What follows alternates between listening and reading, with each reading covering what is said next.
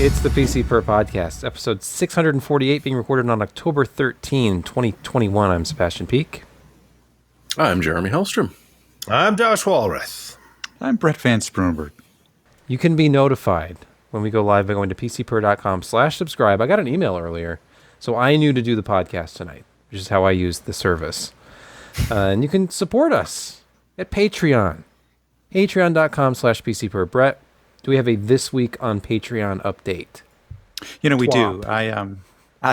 I took a break from reading my copy of the Necronomicon. I set that aside, and I took a look and saw what was coming in through Patreon, and we got a couple of new donations, subscribers to our Patreon place. Ooh. One with a really fantastic, kind of a sturdy sounding name, Dennis Wardell.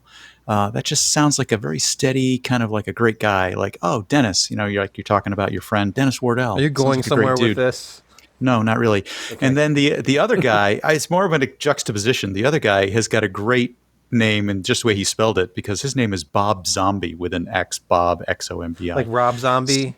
Like Rob Zombie. Yeah, you get it. He's already a Patreon, so, I mean, we can't use the same name twice, right? Oh, gotcha. Yeah. Right. So, hey, thank you both. Appreciate it. Really appreciate it. We do appreciate it. Yes. We do. We also appreciate... But, well, you know what we will appreciate? What? Hearing about Josh's banging wieners. Yeah, I was not expecting this one. I'd never heard of it before. Usually I like, a little warmer, spicier type burgers that are interesting. But I'm a big fan of bangers and mash, and so I haven't had bangers and mash in a long time. So today was the banger burger. Banger burger.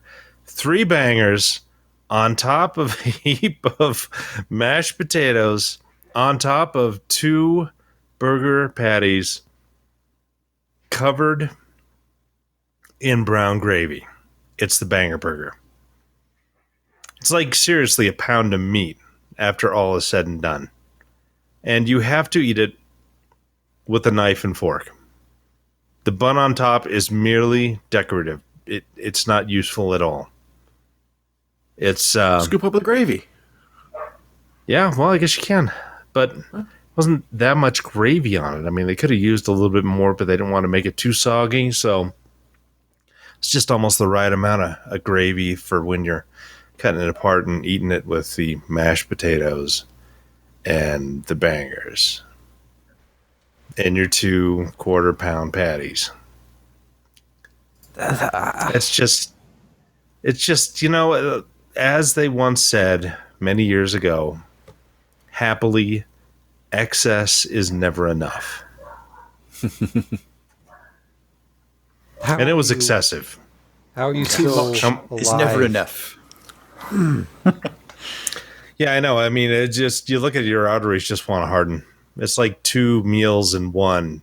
You can have a burger one day and bangers and mash the other, but you take it in all at once. And now, instead of being 24 hours of fasting, I'm probably going to be 36. Let's just look at this one more time.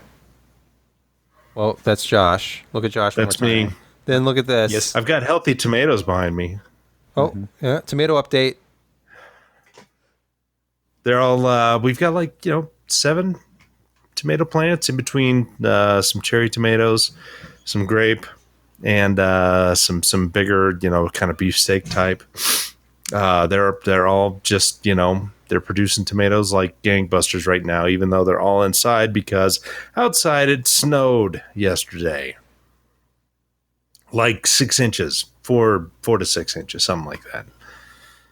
And what better way to stay warm? Yeah, so they're all in the house and enjoying it, along with jalapenos and banana peppers, and I can't remember what else we've got. Is this bacon here? No, I think that's... no, it's definitely not bacon. What is it? It may be the top of one of the patties that just is a little strange colored with the... I don't know, but... Rare? There wasn't any some bacon. Cranberries. Wow. No. Okay. Yeah.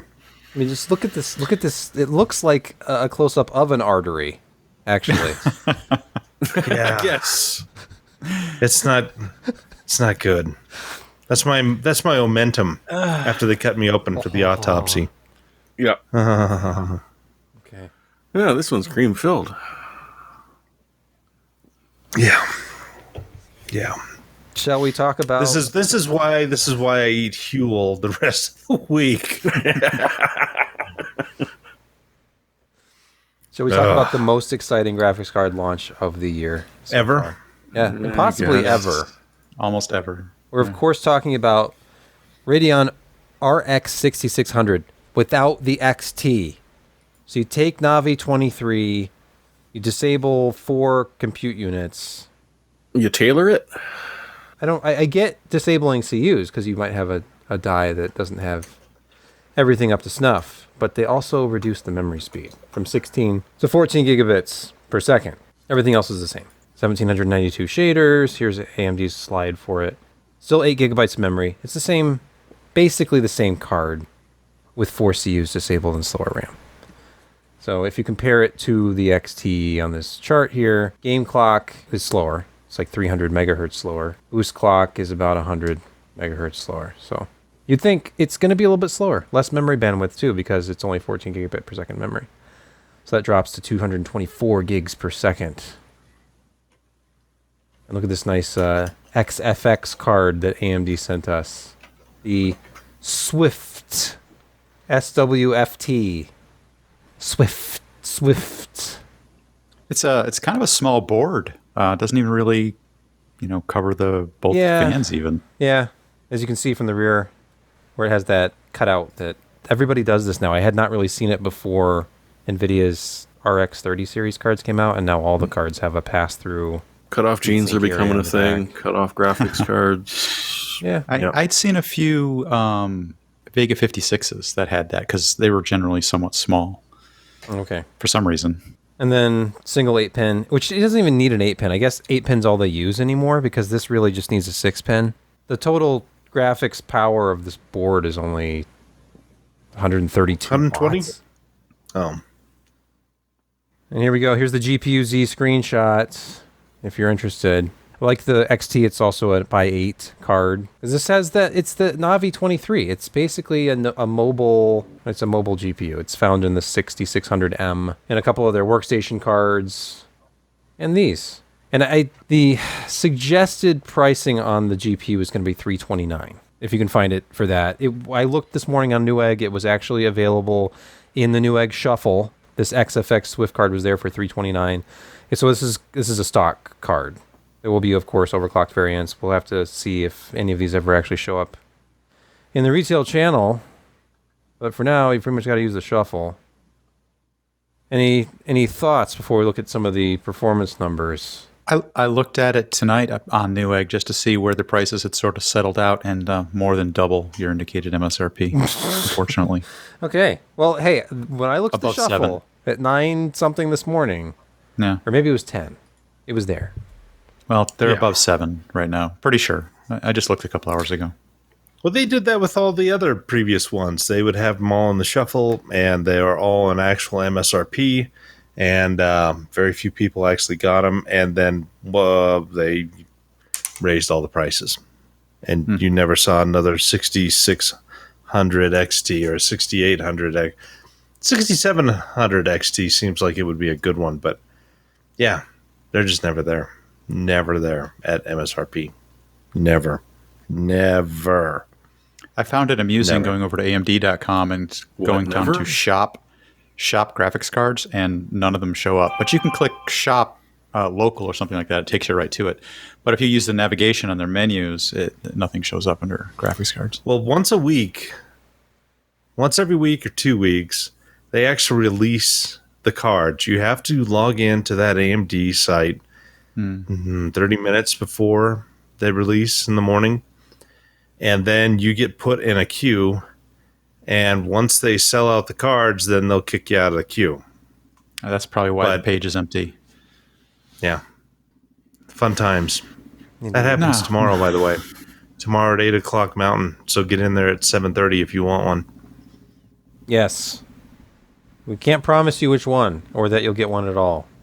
Oh, they usually have the entire range from Really? a 6600 XT to a 6900 XT. Even the midnight black ones. But they're limited limited numbers. But what isn't limited? The unbridled power of a 28 CU GPU. Just imagine unleashing that on your 1080p games. And I did. Well, all you can do is imagine. Assassin's Creed Valhalla 1080 DX12 high preset. The Swift 210 RX 6600 manages about 83 to 84 frames per second on average. About 11 frames per second slower than the 6600 XT. But the MSI Gaming X1 that we had was a slightly overclocked model. The number that is out there is about 10% slower than an XT. In my testing with that slightly overclocked card, it ended up being 12% slower than our XT.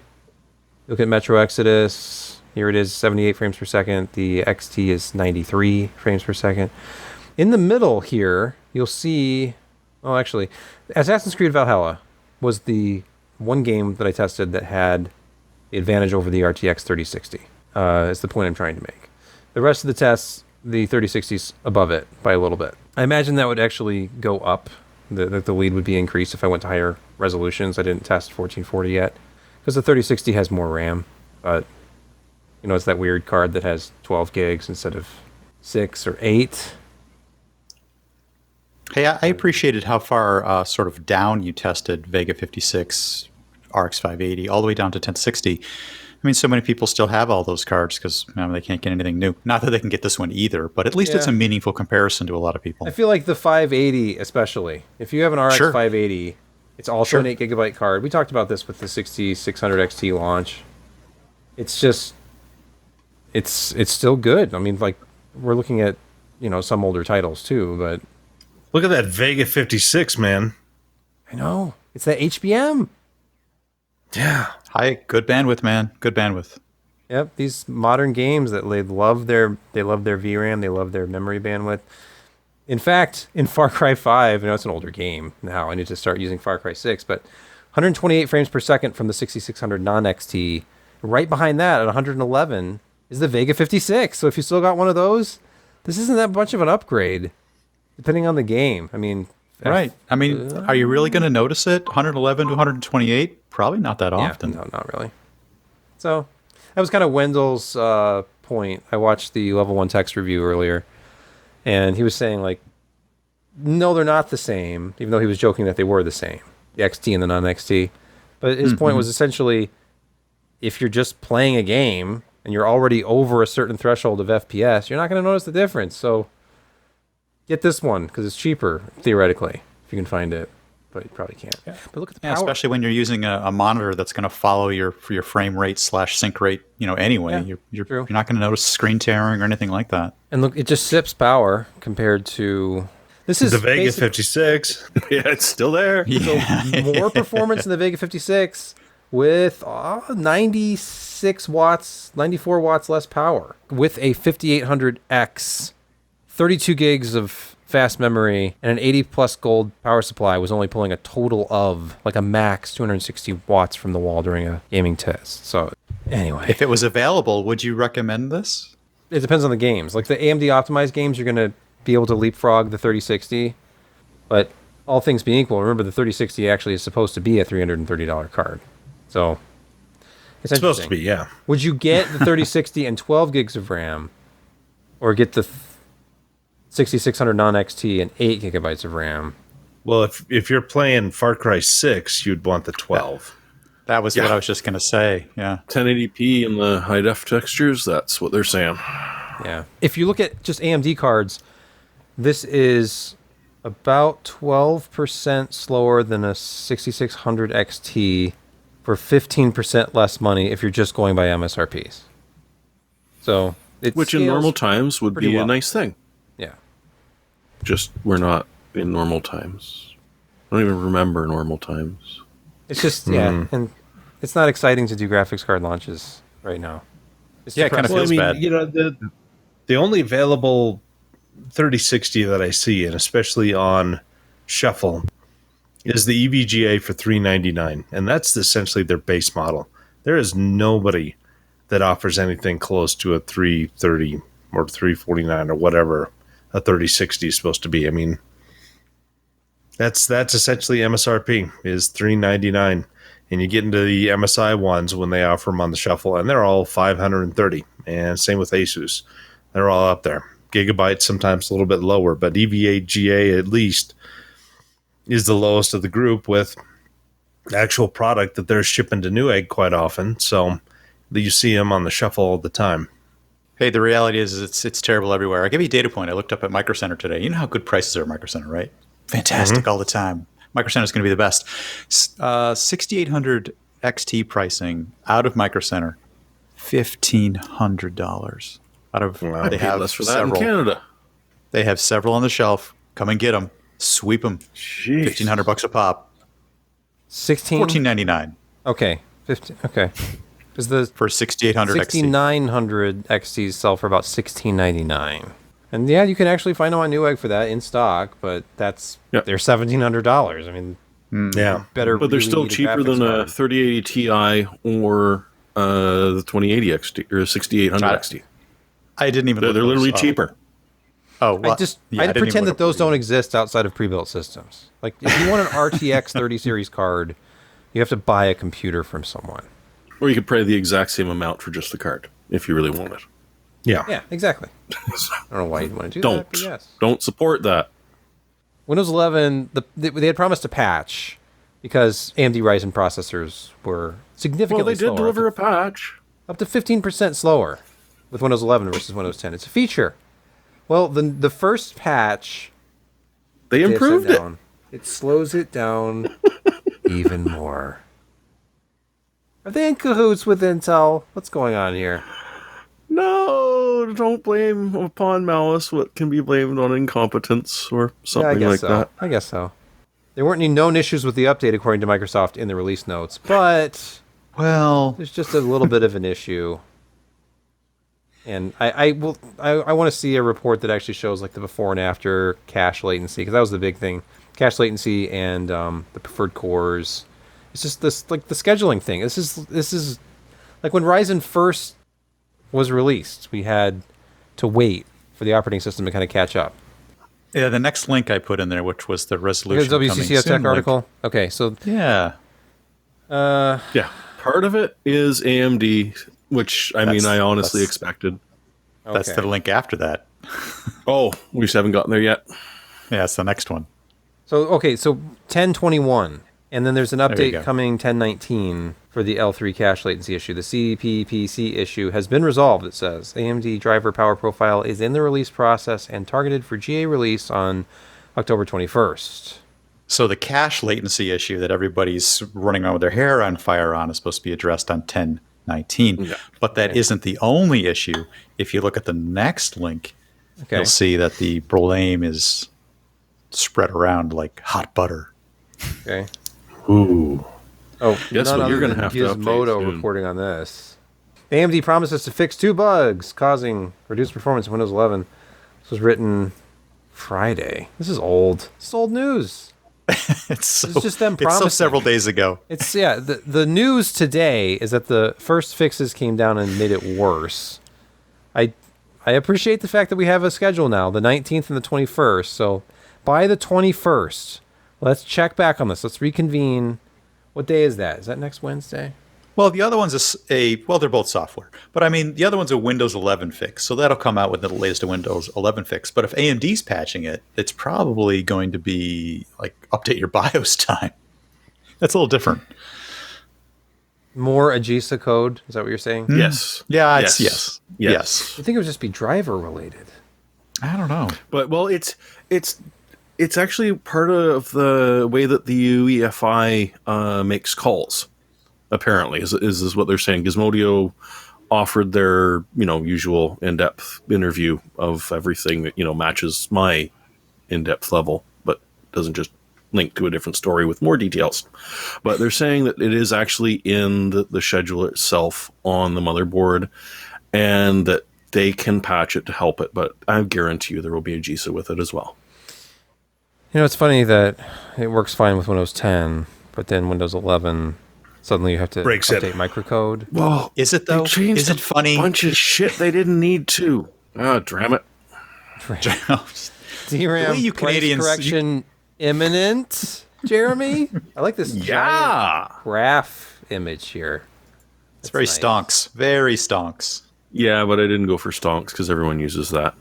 Oh, okay. This was it was Nanya that sort of first officially said this. Did you say they're Enya? I thought that No, she doesn't Nanya. talk to people anymore. It's a different Yeah, she band, said Josh. it's Nanya business. Say, she broke her silence to talk about DRAM prices, Josh. I honestly, I could see her do And it's that none your somehow. business if she does or not. None of your business. Exactly. Please run away now. So there's a very large oversupply of RAM sitting overseas in the factories because, well, it's actually kind of hard to sell the things that would go into. Most notably, we're looking at system RAM and hopefully video RAM. NVMe RAM, well, no, that's not going down because, well, it still sells like hotcakes right now.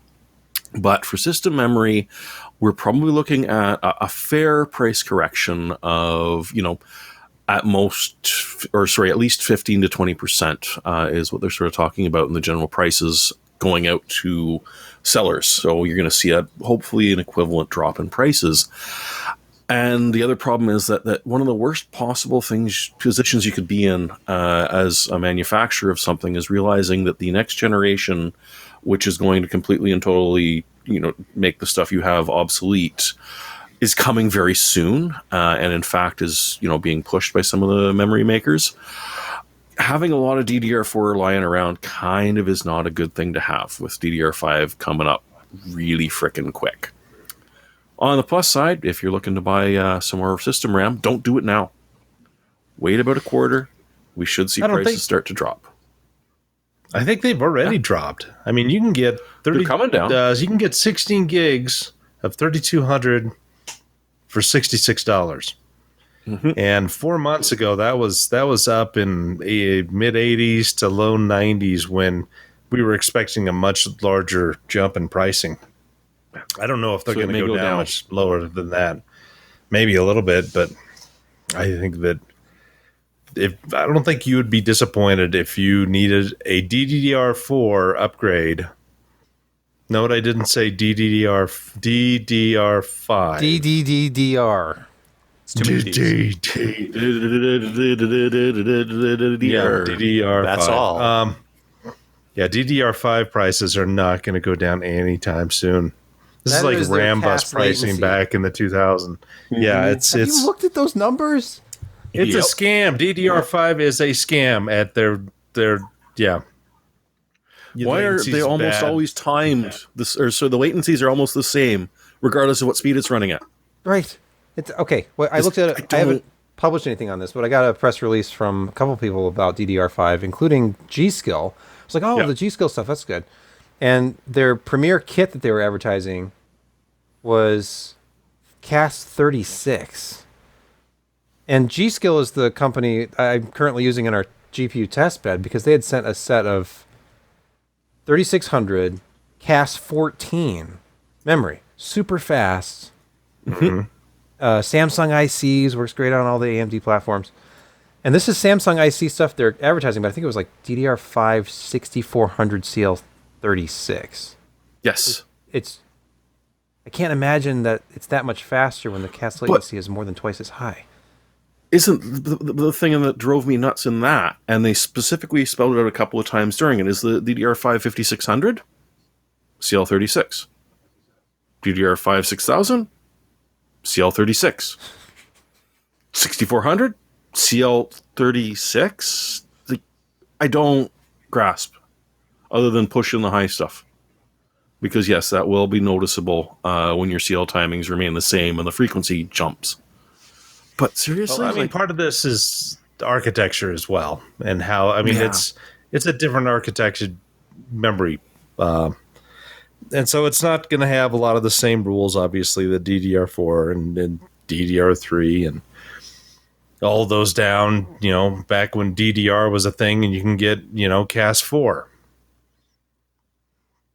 Now CAS 16 is good, and 14 is best. But yeah, it's just I don't know. You put a certain amount in the numbers, obviously, but overall, at this point in time, And like every other seeming new memory standard, the first generation of products are just, I mean, they don't offer anything above in terms of actual performance from the previous generation.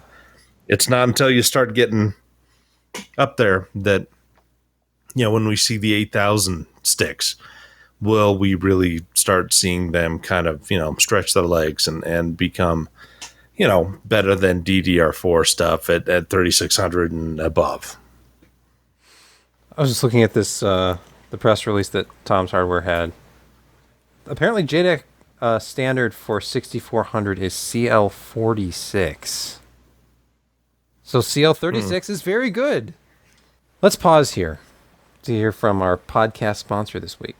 Today, many small business owners are busier than ever. Time spent searching for and interviewing candidates can take time away from managing and growing a business. That's why LinkedIn Jobs has made it easier to get to the candidates worth interviewing faster, and it's free. Recently, I myself had the opportunity to use LinkedIn Jobs to locate potential positions, and it was super easy and very productive. You can create a free job post in minutes to reach not just your network, but far beyond to the world's largest professional network of over 770 million people. The role you post can have applicants fill out targeted screening questions, allowing you to find the most qualified candidates with the experience, skills, and motivations you need. Then, use the simple tools on LinkedIn Jobs to quickly filter and prioritize who you'd like to interview and hire. LinkedIn Jobs helps you find the candidates worth interviewing faster. Did you know that every week, nearly 40 million job seekers visit LinkedIn? Post your job for free at linkedin.com/PCPer. That's linkedin.com/PCPer to post your job for free. Terms and conditions apply. We're back, and we're going to talk about process technology, because we're a computer podcast. How about, we've heard about 7 nanometer a lot, 6 nanometer, Intel 7, whatever that is, Intel 5. What about Samsung 2? Josh. Nanometer. 2 nanometer gate, GAA, gate all around. Gates all around us, man. God. Yeah.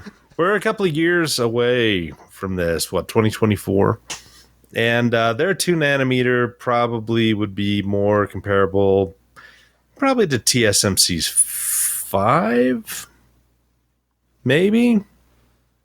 But no, or the 3 probably is 5. But 2, gosh, the GAA, you have to deal. I mean, it's all structure at this point.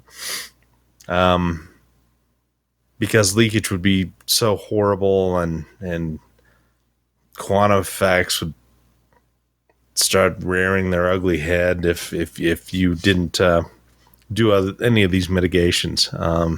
Maybe it's still a little early for quantum effects, but we're getting close. I mean, it's like GAA is like super FinFETs, but it's a different structure altogether. I mean, FinFET started really the 3D type extension of transistors from planar, and GAA it's now another. It's not 4th dimension, but it's still 3-dimensional. Yeah, it's crazy. They're spending billions, and there is so much demand that Samsung kind of got off the accelerator a bit, and as well as Global Foundries. And the demand, though, now is just so huge. They find that they have to invest this money to get these products. Otherwise, it's going to be a TSMC and Intel world. And we wouldn't want to live in that. We would like to have a few other options. NVIDIA certainly has had a lot of success with Samsung's 8 nanometer process. Even though it's no 7 nanometer TSMC, it's still, they've at least gotten it into pretty good shape. Intel, they're slowly making their way. 10 nanometer will probably never be as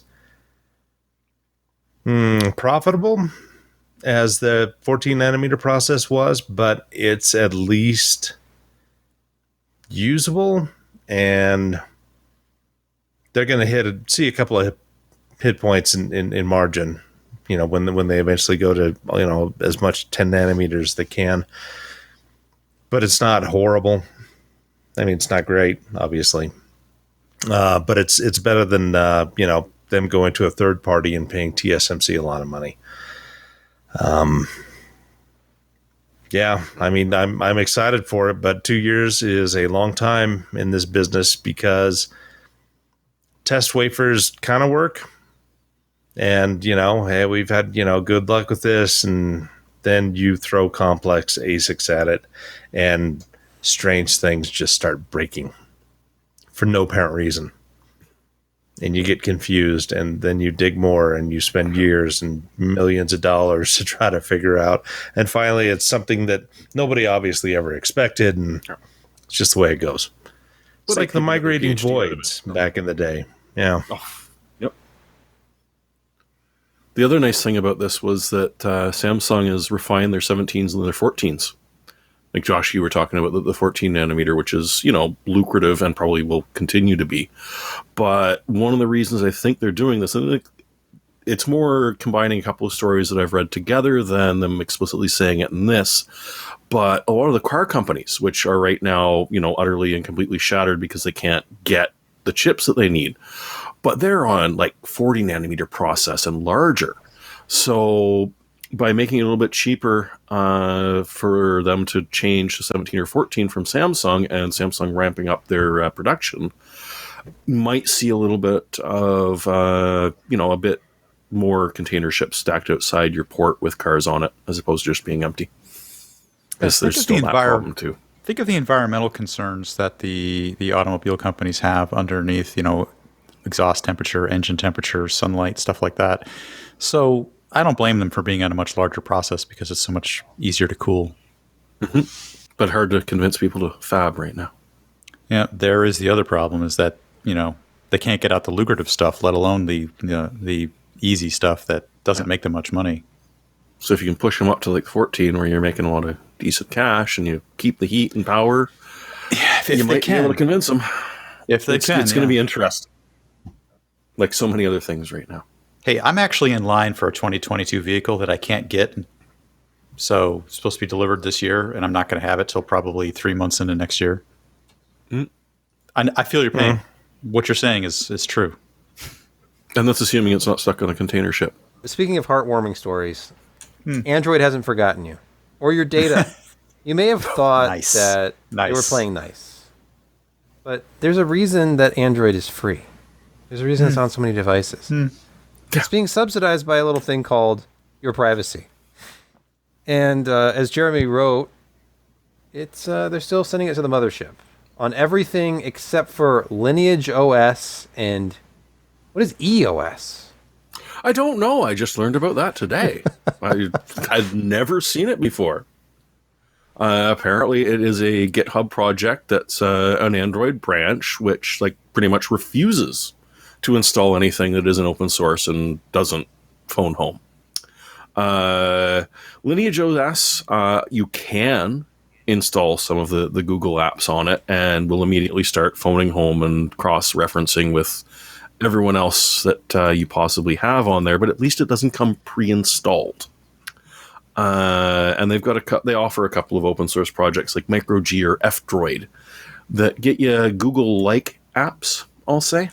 But you're not going to have to worry about Google phoning home. And I think one of the reasons they brought this up is, one, this was in the news. This is in the news every year.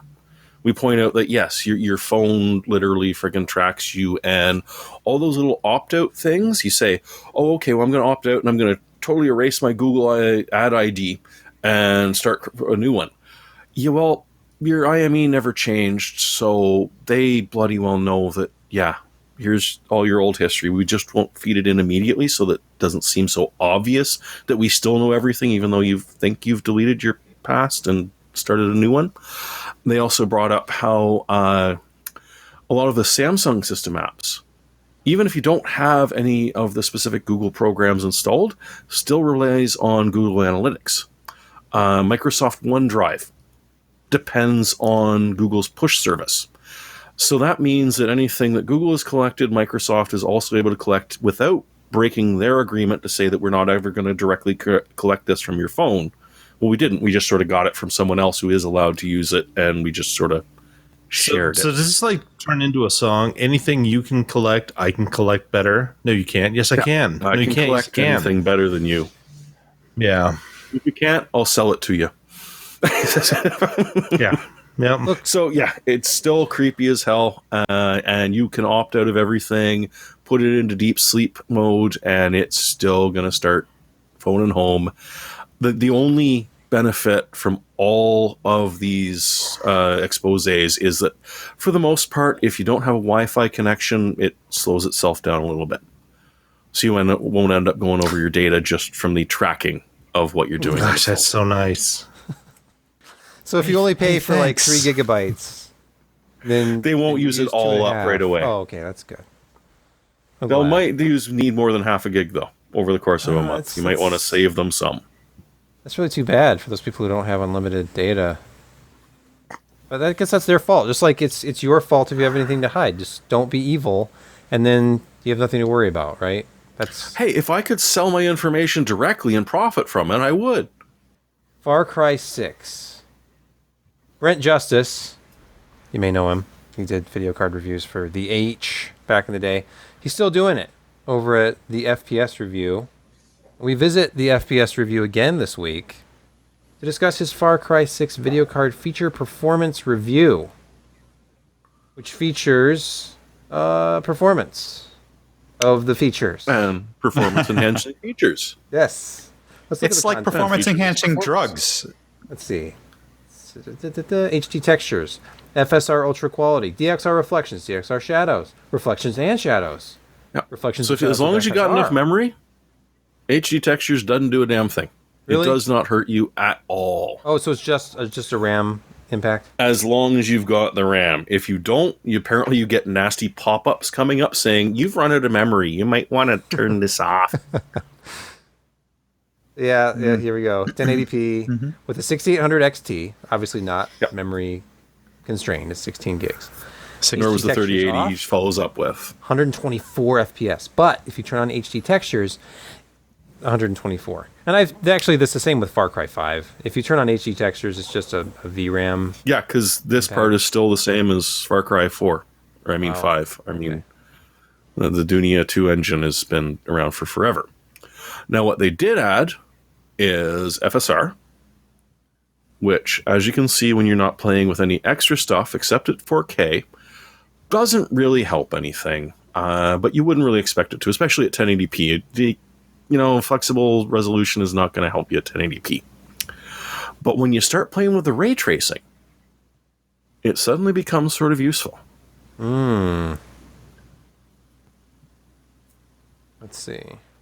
The DSR. So we need. Yeah. So there you go. So Reflections the and reflections and FSR. shadows. Okay, here we go. So we're going from no FSR at 4K, 62 FPS, which is pretty impressive. I have to say, a 6800 it is. XT to play Far Cry 6 at ultra quality with the HD textures on, DXR Yeah, but with an old reflections and engine, shadows you on. got to remember. Still 60 frames per second without any FSR. But it goes up to 82 at FSR ultra quality. And it would be even higher if you were using one of the lower quality modes. Yeah. But in all cases, it's perfectly playable on, 6800 XT. But this scales down to video cards that you might actually own. But it gives you a rough idea. And he pops up with a 3080 a little bit later on. Head-to-head, at lower resolutions, the 3080's got a tiny advantage, but as you crank up everything, the AMD card performs a little bit better in the AMD optimized game, strangely enough. Unless you're running Windows 11, in which case all bets are off. You're doing it wrong right now, today. Yeah, let's see here. It's the 3080 versus the 6800 XT. So the AMD card has the advantage until you get to 4K. That's been the story since the 6800 series launched. Or the 6000 series launched. Whatever reason. And these are well within margin of error. It is. It's very close, but typically NVIDIA cards do better at 4K for whatever reason. Yeah. Now, as for the review of the actual content of the game, well, I haven't heard great I'd read the things. review. Okay. From who? It's Far I Cry. haven't Good things heard for great anyone. things. Yeah. All right. Same thing that made the other ones fun. You just go run around, get missions, blow things up. No, they broke Just Cause. That wasn't as much fun in the last one. Yeah. We'll see. You could do a lot of weird stuff. You could do a lot of weird stuff in Just Cause, though. Yeah, well, the newer one, not so much. I might not Or have at played least- the newer one then. They, instead of putting you out in the middle of nowhere and just sort of learning the ropes and figuring out how to like really do bizarre things to statues and people, you're dumped in the middle of a war zone with guns, people shooting you everywhere, and are basically trying to learn a new thing where your tethers have balloons on them and stuff. Like the So I immediately ran away from that as best I could, and I still, it just didn't. It lost some of the silliness and tried to get more serious, and that kind of ruined me doing things just cuz. Let's move to picks of the week. Josh, Yes. get us started. Me? Okay. So sometimes when you have puppies and dogs, they do things that you don't like. And my acorn slippers, they did things I didn't like with them. Uh-oh. So I had to get something Josh. different. And I found these. Izod. Izod makes a pretty good pair of slippers. They're half the price of the acorns. And they're probably a little bit more comfortable, a little bit better built, I think. It doesn't have that Berber outside that the acorns that I had a couple of months ago did. But I think that these are a little bit better made, a little bit more comfortable. It's got the memory foam in there. The traction is not as good as the previous one, but it's not horrible. I ran around in the snow tonight. Didn't get really any too wet. It's nice. And for only $25, you could do far worse. So, yeah, why not? And it doesn't have the alligator on it, which I'm kind of bummed about. Josh, I think at one time you actually bragged about your previous acorns in an older podcast. I know they were comfortable, but they these are didn't better. last long. Well, Yeah, I think so. But so far, they couldn't put up with dog chew, I guess, right? yeah. But even the one that wasn't chewed up, I still wore the half chewed and then the non chewed, and it just broke down a lot quicker than what I was expecting.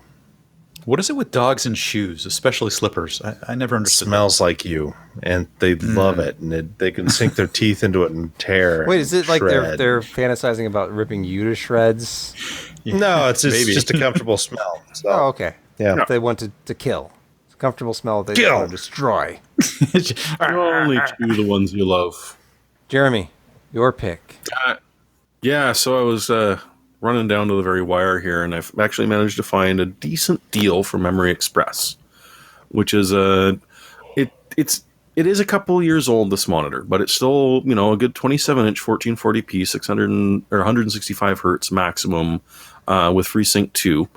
And currently, it's just a hair over $500 out of Memory Express, orderable online if you're up in Canada. You'd probably be able to get it a little bit cheaper and off Amazon down in the States, but you can't get it for cheaper on Amazon up here. Oh, and similar to my last pick, it's almost all sold out, but there are still a few you can get. It was online in stock, and a bunch of stores had it. Now there's just a handful. You're influential. So if you really need it. But yeah, decent for that price. And it will last you. Excellent. And Brett, your pick this week? So I was coming down to the wire as well, and I was looking around for, what can I pick this week? And I remembered that occasionally, SK Hynix throws themselves a sale on Amazon. So I went to check it out. And sure enough, they've got a 13% off sale on their 2 terabyte PCIe NVMe storage. And I can at least endorse the 1 terabyte version because I did check it against an SN750 Black a little while ago, and it outperformed that 750 in various metrics. There's a small review on the site if you go take a look at that. I can't imagine that the 2 terabytes any worse. I'm going to ask them. Maybe they'll send me a 2 terabyte version to review. But $244 for a 2 terabyte, I did a quick search around, and it seems like a fairly decent price. And they make their own RAM. Maybe they won't be making it for very much longer at this at this with DDR5 coming along. So this seemed like a pretty good deal, so I thought I would mention it. And SK Hynix is throwing Amazon deals on a fairly regular basis, so definitely check whatever they're selling on Amazon occasionally, like I did today. My actual pick is completely low tech. I have a Weber something or other grill reformer. I don't remember, but it's the grill grate itself. I don't really ever think about it. I go out there and I brush it off with a steel brush and just use it. But when I got it off of there, it was horrifying. So I went to Amazon, ordered a new one. I have one of the fancy ones that has the hinge on each side so you can like poke around at the charcoal briquettes. How the hell are you supposed to burn yourself getting at them then? I know. Oh, yeah. Yeah. Jeez. Alarmingly practical. But you can get one of these things for like $32 for a brand new... It's like having a new grill. It's like going back in time to when it was not covered in rust and... Oh, so you can like take that It's nasty rust. old one and just throw it away. Yeah, and we had our big trash You know why it pickup. rusts like that? Road salt. Oh, okay. I thought you were going to talk about the flavor. I'm glad you didn't. No. No.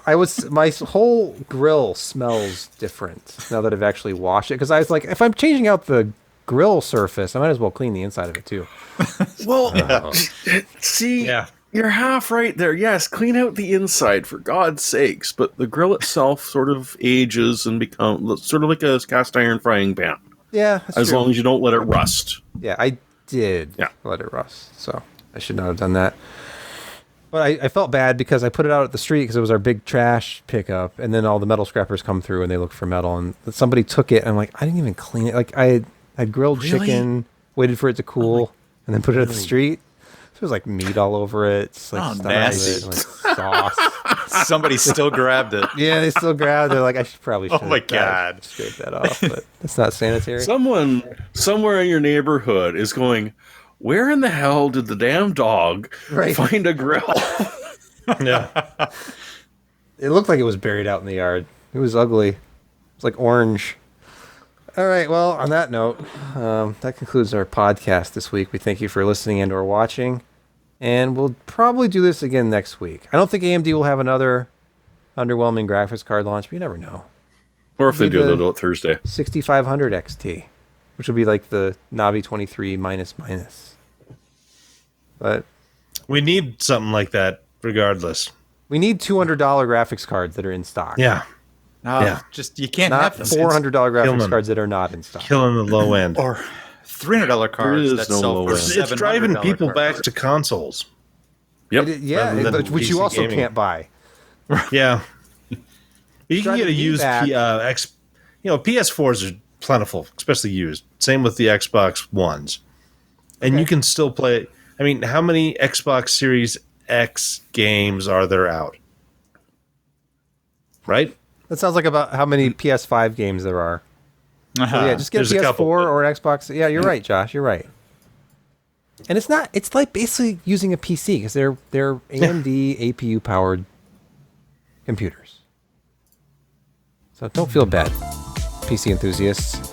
Even though your entire hobby is crumbling around you, is burning around you.